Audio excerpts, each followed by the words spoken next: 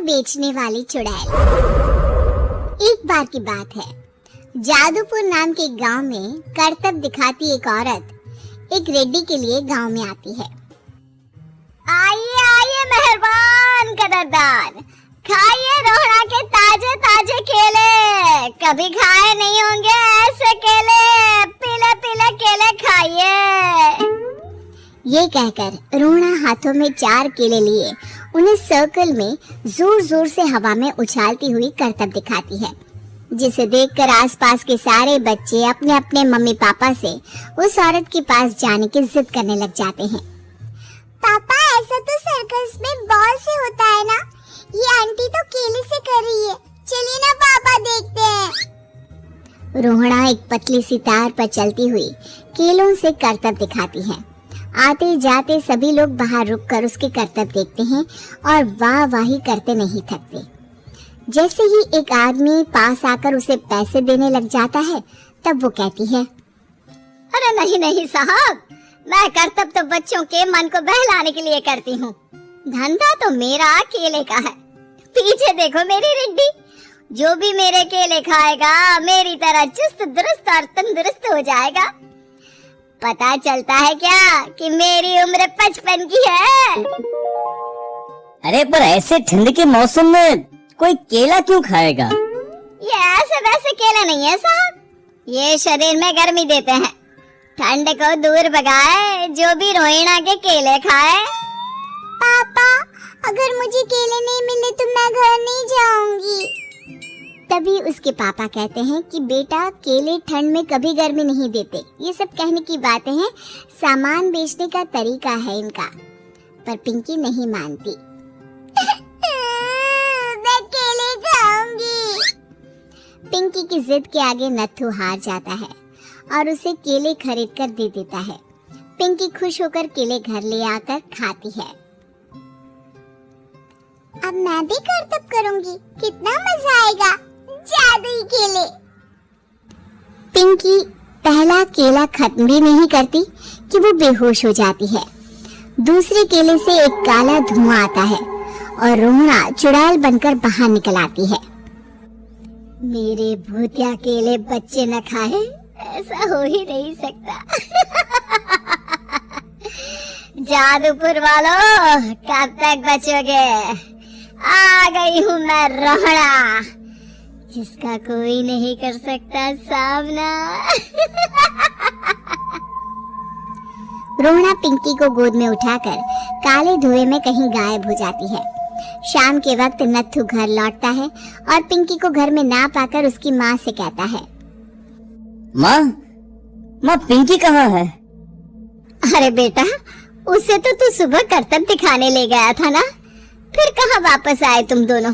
मुझे लगा तू उसे अपने साथ मंडी ले गया होगा। हे भगवान, मेरी बच्ची कहाँ गई? मैं उसे घर ही तो छोड़कर गया था माँ।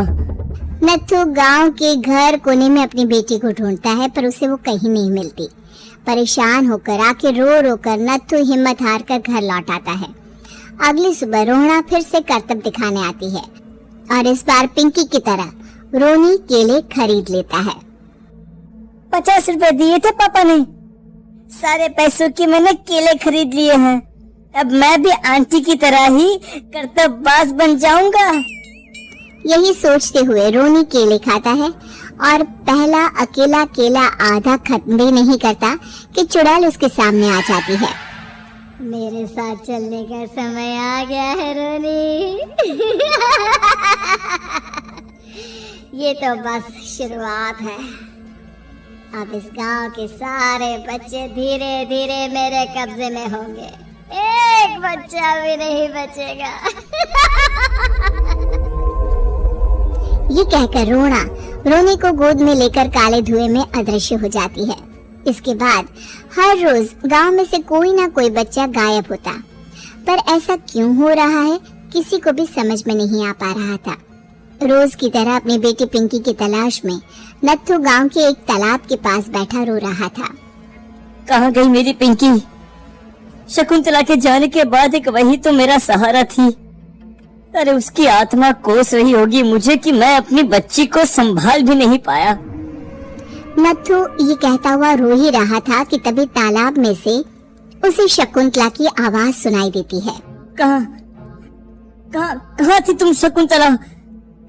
हमारी बच्ची और सारे गायब हुए बच्चे रोहड़ा के कब्जे में हैं।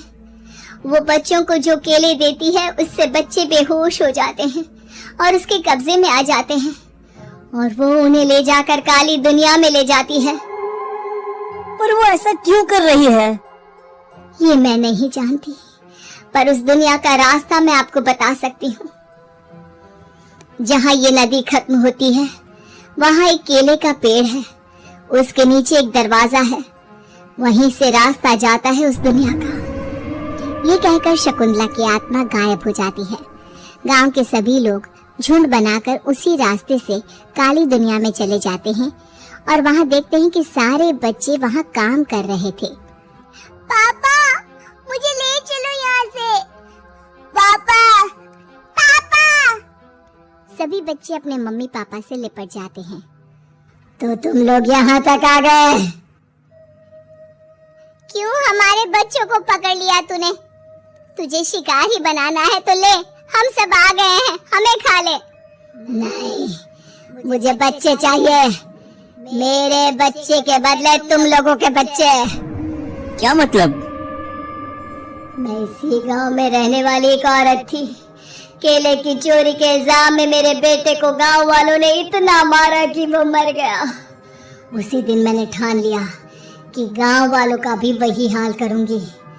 कुछ दिन बाद बेटे के चले जाने के दुख में मैं भी मर गई और मेरी भटकती आत्मा एक चुड़ैल बन गई और फिर मैंने बदला लिया तुम सबके बच्चे छीनकर। बर्दाश्त नहीं कर पाए ना? सोचो मुझ पर क्या बीती होगी। हमें माफ कर दो रोना। पता नहीं ये किसकी गलती थी, पर हम सभी माफी मांगते हैं। हमारी खुशियाँ लौटा दो, तुम भी तो एक माँ हो। गांव वालों की बात सुनकर रोहड़ा का मन पिघल जाता है और वो बच्चों को छोड़ देती है। उसके बाद काली दुनिया बच्चों के लिए जादुई दुनिया बन जाती है।